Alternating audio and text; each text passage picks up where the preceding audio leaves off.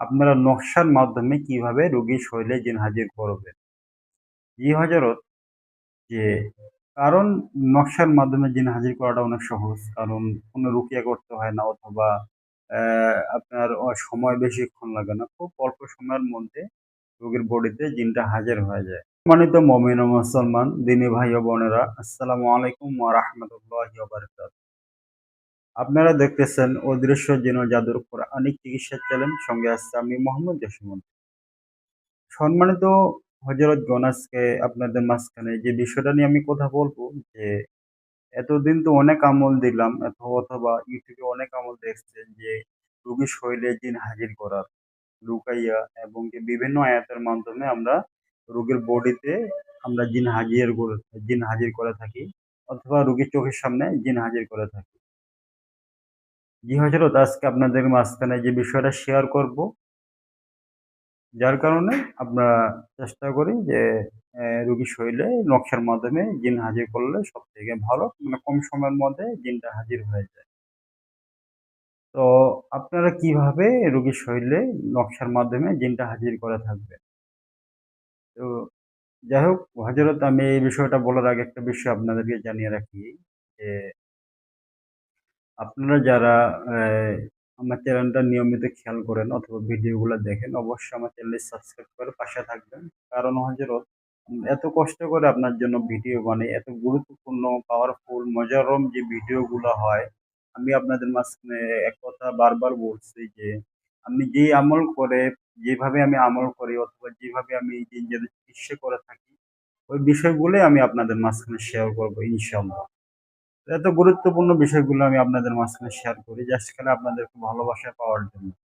অবশ্যই আপনারা একটু আমাকে সাপোর্ট করবেন, তাহলে ইনশাআল্লাহ আপনাদের আমার মনটা ভালো থাকলে আপনাদের মাঝখানে অথবা আপনাদের খেজমতে ইনশাআল্লাহ ভালো কিছু আমি উপহার দিই।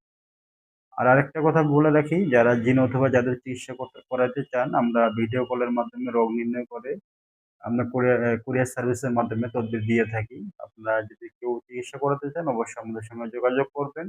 পাশাপাশি আমাদের চ্যানেলের মধ্যে যে ভিডিওগুলো দেওয়া আছে, আপনারা যদি পারেন নিজেরাই নিজের কাজ করতে পারবেন, সবথেকে আপনাদের ভালো হবে।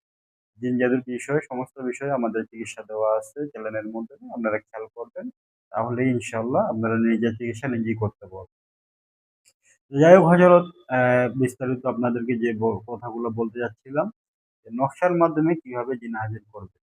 তো সর্বপ্রথম আপনাকে যে কাজটা করতে হবে, আপনাকে স্ক্রিনে দেওয়া যে অ্যা নকশাটা আপনারা দেখতে পাচ্ছেন, এই নকশাটা রুগী অবশ্যই উযু সহকারে, পাক পবিত্র অবস্থায় উযু সহকারে একটা জায়নামাজের উপরে বসবে।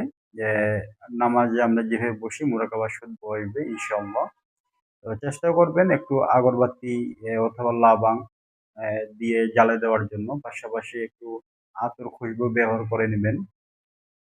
করার পরে এই যে নকশাটা আপনি দেখতে পাচ্ছেন, এই নকশাটা রোগীর ডান হাতে নকশাটা লেখে এই আঙ্গুলের মাঝখানে ঢুকিয়ে অ্যা এইভাবে কাগজটা থাকবে, এইভাবে ধরে মু হাত মুষ্টি করে হাত মুষ্টি করে বসে থাকবে। চোখ বন্ধ অবস্থায় হাত এভাবে মুষ্টি করে রোগী বসে থাকবে। আর আরেকটা নকশা আপনাদেরকে দিয়ে দিচ্ছি, যদি দ্রুত ভালো কাজ হয় এবং কি যত বড় শক্তিশালী জিন্নাত হোক না কেন, অবশ্যই সে যদি আসতে বাধ্য হয়, তার জন্য এই নকশাটা, আরেকটা নকশা দিয়ে দিচ্ছি আমি। এই নকশাটা হলো, লেখে আপনি হাত মুষ্টি করে হাত মুষ্টি করে বসে থাকবে। চোখ বন্ধ অবস্থায় হাত এভাবে মুষ্টি করে রোগী বসে থাকবে।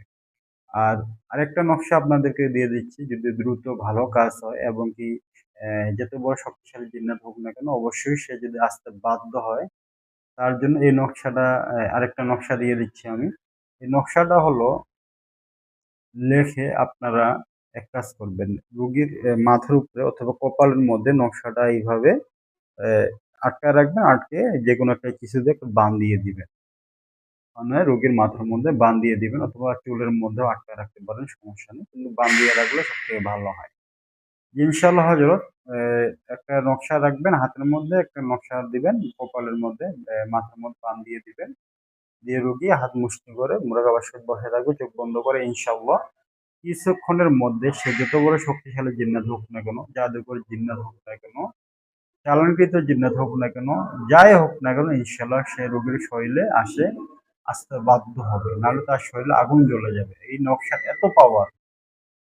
জি হযরত, আপনাদেরকে সবার জন্য এজাজত থাকবে। তো অবশ্যই আমার চ্যানেল দেখে যারা ভিডিও অথবা খেয়াল করেন অথবা আমল করেন, অবশ্যই আপনারা আমার চ্যানেলটি সাবস্ক্রাইব করে রাখবেন। পাশাপাশি আমার ভিডিওর মধ্যে কমেন্টে জানাবেন আমার ভিডিও দেখে কারা কারা আপনার আমল করতে ইচ্ছুক অথবা আমল করেন। ইনশাআল্লাহ আমি আপনাদের সবার ক্ষেত্রে এজাজত দিয়ে দেব আমলগুলো করার জন্য।